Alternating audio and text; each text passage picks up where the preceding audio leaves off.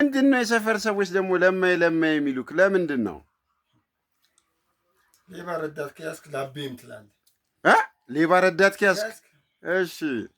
አንድ ጀሚላ ለማ የገዛችው መኪና ነበር፣ ታክሲ። እሺ እኔ ነበር የሚይዘው። እሺ እና አረ እንደዚህ አይነት ረዳት ሳይቅጠም። እሺ ስራ ጎበዝ ነው፣ ግን ብዙ ለውዝ በመግዛት ብቻ 50 ብር ያጠፋል በሰዓቱ።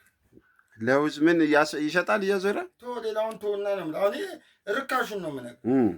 እና ጨፍጭፈን እንሰራለን። ማታ ብር የለም። ጨፍጭፈን ስራ አልኩልህና አንዴ ሰርተን ማታ ሂሳብ ልንሰራ ገቢና አስገባሁት። ስንት ብር ተሰርቷል? አምጣው ብያለሁ። እየሰረቀ አስቸገረ። አምጣው ብያለሁ። ተቀበልኩትና ይሄ የማዬ የምን የብሩ ገቢያ ይሄ የማዬ ይሄ ጠዋት ስወጣ ካቤ ለቤንዝ ተቀብዬ ባለቤቴ ትዕግስት ናት። ቅድም ከ6 ሰዓት ላይ ከምሳ በኋላ ስቅም አላየኝም? እየቃምክ ነበር አለኝ። ከትዕግስት ይሄን ተበድሬ ይሄን ማሳደሪያ ብዬ ልክ ስጨርስ አየኝና ልጆች አሉኝ። ብሩን ሲያይ እየተመናመነ ነው።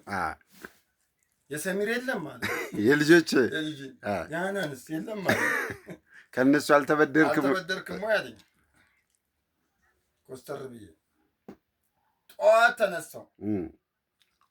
ቁርስ በላ ምናምን ጓደኞች አሉ እዛ ጋር ተሰብስበዋል። እሱም መሀል አለ ኪያር ነው ኪያር ቁርስ በልታል?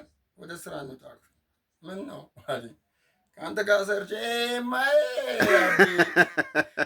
ትዕግስት ሰሚር ብለህ ልታከፋፍል እኔ የምሰራው ወዲያ የሰፈር ልጅ የማይ ያቤ እያለ ከዛ በኋላ ነው የማይ ሆነ ስሜን ተቀይሮ ይኸውልህ የማይ ያቤ መባል ጀመርኩልህ።